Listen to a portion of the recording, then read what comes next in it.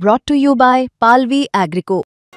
पालवी ॲग्रिको, भारताचा पहिला AI तंत्रज्ञानावर आधारित B2B आणि B2C ई-कॉमर्स प्लॅटफॉर्म। शेतीसाठी जे काही लागणार थेट तुमच्या बांधावर पोहोचणार, मोबाईलच्या एका क्लिकवर।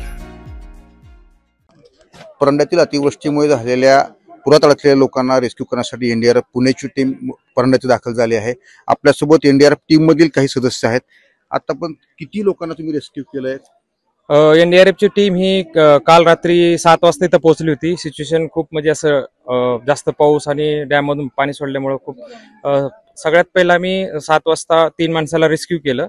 त्याच्यानंतर आम्ही कंटिन्यू रात्री वॉप्स करत कपिल पुरीमध्ये 9 माणसाला रेस्क्यू केल्यानंतर मग इथं वाजेगावांमध्ये आल्यानंतर सकाळपासून हे रेस्क्यू ऑपरेशन चालू आहे आणि आतापर्यंत 147 जे व्यक्ती आहेत त्यांना आम्ही आतापर्यंत रेस्क्यू केलेला आहे।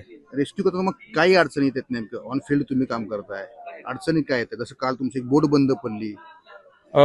फील्डमध्ये अडचणी ह्या येतात की ज्यावेळेस पाण्याचा फ्लो जास्त असतो आणि पाण्याचा फ्लो जास्त असल्यामुळे काय होतं, पाण्यामध्ये वेगवेगळ्या प्रकारचे पाईप्स असतात, झाडे असतात, झुडपे असतात, ते आमच्या जे प्रॉपलर आहे त्याच्या त्या खाली पॉप्युलरला अडकल्यामुळे काही वेळेस बोट बंद होते।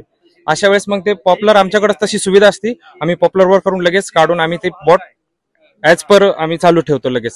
असं काही जास्त हे होत नाही। सरकारकडून काय आवश्यक साधन सामग्री असेल तुम्हाला प्रॉपर दिली गेली आहे का? हो, प्रॉपर आम्हाला सरकारकडून पूर्ण सामग्री दिलेली आहे आणि आमची जी NDRF ची जी टीम आहे हे फ्लड साठी खूप म्हणजे एकदम सशक्त आहे आणि आरामशीर आम्ही व्यक्तींना रेस्क्यू करू शकतो।